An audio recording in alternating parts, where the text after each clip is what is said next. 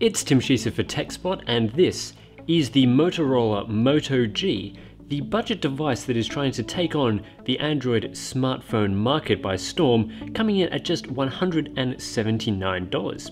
It comes with a 4.5-inch 720p HD display, as well as a Qualcomm Snapdragon 400 SoC, 8 or 16 gigabytes of internal storage, 1 gigabyte of RAM, a 5 megapixel camera, and a 2070 mAh battery. It does come running out of the box with Android 4.3, but you can upgrade that to Android 4.4 via an over-the-air update. Before we head straight into the review, I'd like to thank mobbycity.com.au who sent out the Moto G for me to review. They have a fantastic range of devices unlocked and off contract, and they do ship globally, so check them out, of course, mobbycity.com.au. Also, if you're interested, I've put up an unboxing video for this device. You can of course click here or just jump straight into the description below to find links to that. And also, if you can't be bothered watching the entirety of this video, I've put up a 2-minute video review which covers a lot of the main points in quite a short period of time. Anyway, let's get straight into it. As the Moto G is an entry-level device with a low price point, I wasn't really expecting anything too fancy from the design, but that said, it still is quite nice. You'll notice that it is fairly compact, coming in of course with that 4.5-inch display, and it's also very ergonomic. The rounded edges and great button placement make it quite easy to use this device in your hand. You'll notice that it is made mostly of plastic. There is Gorilla Glass covering the front, in fact Gorilla Glass 3, which is quite tough and durable. The back is made of a soft touch plastic, which, as you'll see here in the light, does tend to catch a lot of fingerprints, but it feels quite good and is a little bit better than some of the glossy plastic that you find on Samsung devices. In fact, it actually feels more expensive than the plastic that they do use on those Samsung devices. If we take a look around the edges of the device, you'll find on the right hand side is both the power button, very ergonomically placed alongside the volume rocker. On the top you will find the 3.5mm headphone jack, and on the bottom we will also find the micro USB port for charging. On the top we find the front-facing camera, which is a great inclusion for this budget device, as well as the speaker and a notification light and some sensors. And on the bottom you'll notice that there are no capacitive buttons because of course we have the on-screen Android buttons. On the back of the device we find the camera plus the LED flash and the indented Motorola logo that matches the Moto X, which is their high-end Android device. We also get a rear speaker which is sort of powerful, but I wouldn't say it's quite as loud as I've seen from some other devices.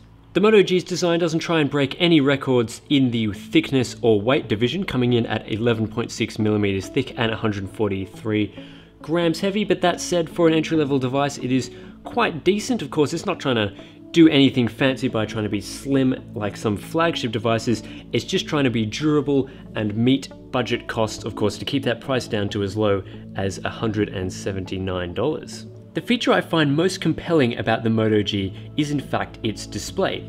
It's a 720p HD LCD display. We're not getting IPS technology or anything fancy like that, but the crispness and clarity of this display is simply fantastic for the price that Motorola is asking.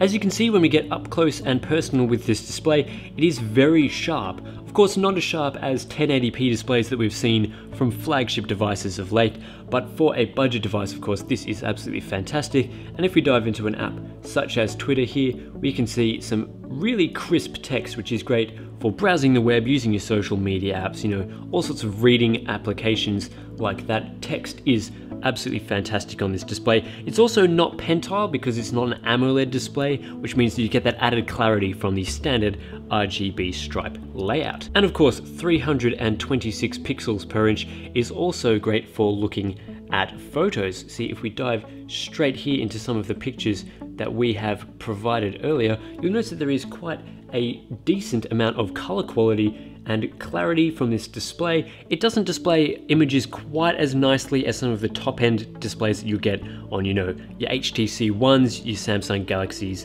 also your LG G2s and Nexus 5s, but that said, it is much better than I was expecting for this sort of entry-level device. We've sort of been used to quite mediocre panels on these sort of devices in the past, usually TN, quite poor viewing angles and stuff like that, but you can see here that it's actually not too bad as far as viewing angles go, and The clarity is great, the colors are reasonably good. There is some backlight bleed sort of when you notice around the edges here. Even though it's probably not coming out too well through the camera, there is a little bit of backlight bleed there showing the blacks through, which reduces the contrast ratio just that little bit. But overall, you know, I'm pretty happy with the display that they've gone for on the Moto G. It's definitely very good for the money that you're paying for the device. One thing though is you'll notice here we have got some quite strong studio lights, and this display doesn't fare too well in strong backlighting. It's reasonably hard to see outdoors. There are some filters that sort of improve how it looks outside, but you're not going to get sort of the clear black filter that Nokia uses or anything like that. And brightness is okay, but then again, it is a little bit hard to see in the sunlight. Another fantastic aspect about the Motorola Moto G is the performance from the Qualcomm Snapdragon 400 SoC.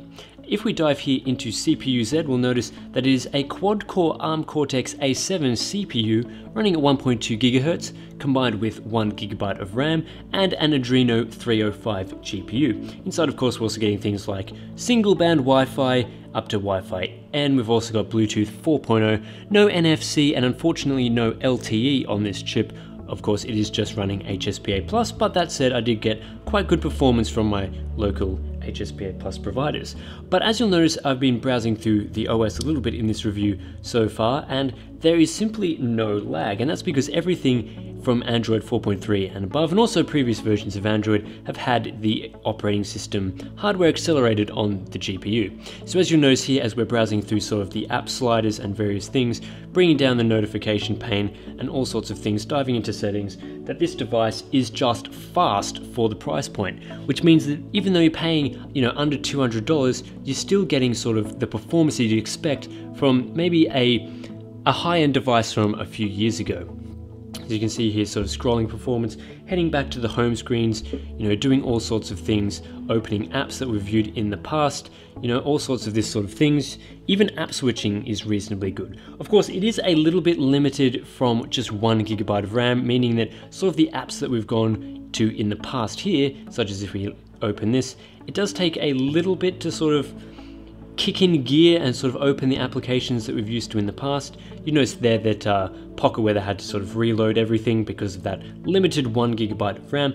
But that said, you know, the performance is just simply outstanding for what this device is really. Obviously, the performance that you get from the Snapdragon 400 isn't going to be as good as from high-end chips like the Qualcomm Snapdragon 800 that we see in devices like the Nexus 5 and the Xperia Z1, Galaxy Note 3 and all those sorts of things. But you know, for what you're getting, it's quite good. You won't find any real problems sort of browsing the web on the Moto G. You know, reflows text quite well, manipulates pages, and you can even have a number of tabs open up in Chrome with very little effort. It's also quite reasonable for gaming. I tend to find in my testing that the Adreno 305 GPU, which is included in the Moto G, rendering at 720p to this display is roughly as powerful as the Adreno 320 seen in the Snapdragon 600. Devices include the HTC One and Galaxy S4. When that GPU is running at 1080p, meaning things that run on the HTC One quite well will also tend to run quite well on the Moto G. Now, unfortunately, I don't have any games on this device pre-installed to show you, and the reason for that is that storage on this device is quite limited.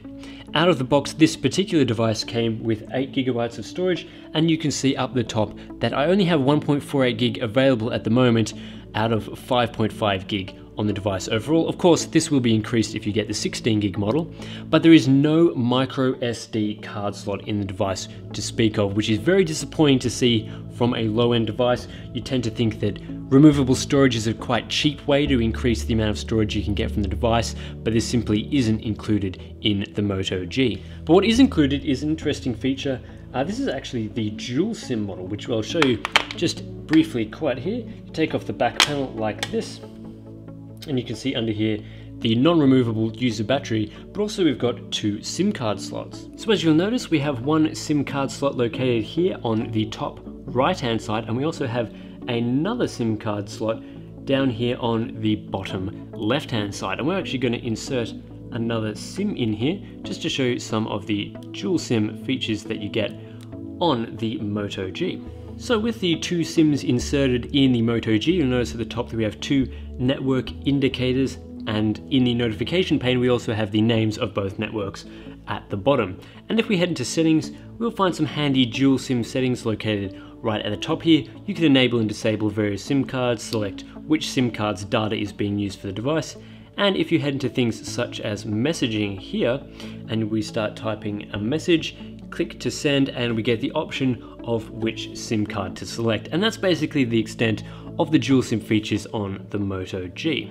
In terms of battery life from the device, I found it to be, generally speaking, quite good. It tended to last me most of a day. As you can see here, just on Wi-Fi in my house, it has lasted 11 hours and it's only got 76% of its charge left, which is quite good. And you can enable or disable a battery saver option up the top there if you do want to extend the battery life. If you want to check out full results, of course, that is in the full written review, links to that in the description below. Also worth mentioning is, of course, the software on the Moto G. It is running basically vanilla Android, which is great to see. We have no bloatware. It's running all stock applications. You get the whole full range of Google stuff without any sort of skins. There are a few applications that have been changed, most notably the gallery application, which looks a little bit different to what you've expected in sort of AOSP stuff. And also we have the application called Assist, which allows you to avoid interruptions in meetings and, you know, get a good night's sleep, as it says here, by setting various times. Meetings, you can sort of silence your phone when it detects that you're in a meeting based on your calendar options. It's a pretty cool feature, not as good as Smart Actions that I've seen on previous Motorola devices.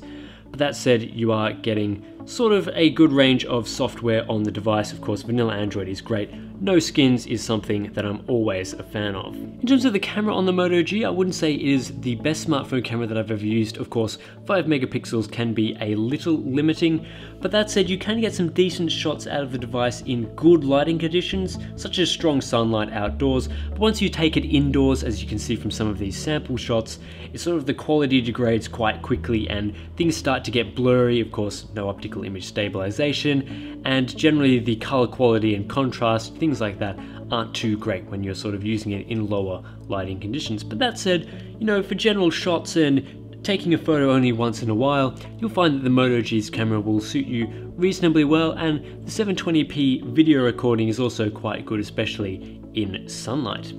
So at the end of the day, the Moto G is a very decent entry-level Android smartphone. You're getting fantastic performance from the Qualcomm Snapdragon 400 SoC, and this display that you can see on the front is punching well above its weight at 4.5 inches and of course an HD resolution.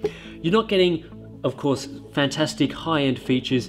For example, the camera on the back isn't great quality, and I find that the lack of a micro SD card slot is really lacking when the storage options for this device are only 8 and 16 gigabytes. But I think that generally speaking, you'll overlook these features for the price, which is of course just $179 for the 8 gig model or $199 for the 16 gig model if you're in the United States. The ergonomic design is quite good for this sort of device. It feels great in the hands, and the materials it's made out of are a little bit better than I was expecting out of the box. So if you are looking for an entry-level Android smartphone, there's no reason to look further than the Moto G. It is a very solid device, and I think it will suit a lot of people quite well.